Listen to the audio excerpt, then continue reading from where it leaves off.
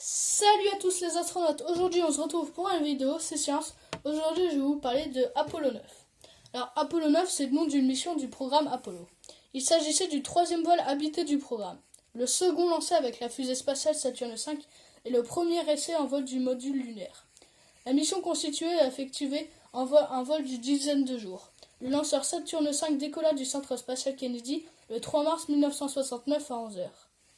L'équipe et l'équipage. L'équipage Apollo 9 se comportait 3 membres. James McDivey, le commandant, David Scott, le pilote du module de commande, et Russell Schwairkart, pilote du module lunaire. Alors, le déroulement de la mission. La mission Apollo 9, qui emportait pour la première fois tous les éléments destinés à se poser sur la Lune, était pour l'essentiel destinée à tester les manœuvres impliquant le module lunaire.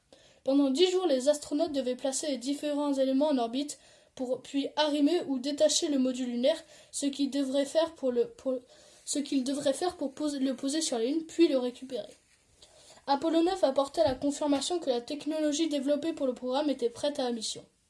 À partir de ce vol, l'équipage put choisir un autre surnom pour le vaisseau. Le module lunaire fut surnommé Spider et le module de commande Gumdrop, d'après la bâche bleue dans laquelle ils arrivaient au centre spatial Kennedy. Schwairkart et Scott effectuèrent des EVA. Schwairkart vérifiait la nouvelle combinaison qui embarquait ses propres systèmes plutôt qu'un lien au vaisseau.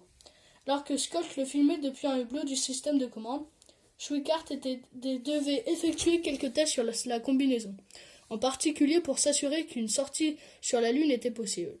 D'autres vérifications devaient confirmer la possibilité de l'usage des combinaisons en cas d'urgence, mais il fut atteint du mal de l'espace et cessa les essais. McDivey et Schwairkart testèrent le module lunaire en essayant les manœuvres de séparation et d'arrimage en orbite. Ils éloignèrent le module lunaire à 178 km du Gumdrop avec son moteur de descente, puis revinrent avec le moteur ascensionnel. L'amérissage eut lieu à 290 km des Bahamas. Le vaisseau fut récupéré par l'USS Guadalcanal. Alors, cette mission, elle a permis de tester comme je l'ai dit, le module lunaire.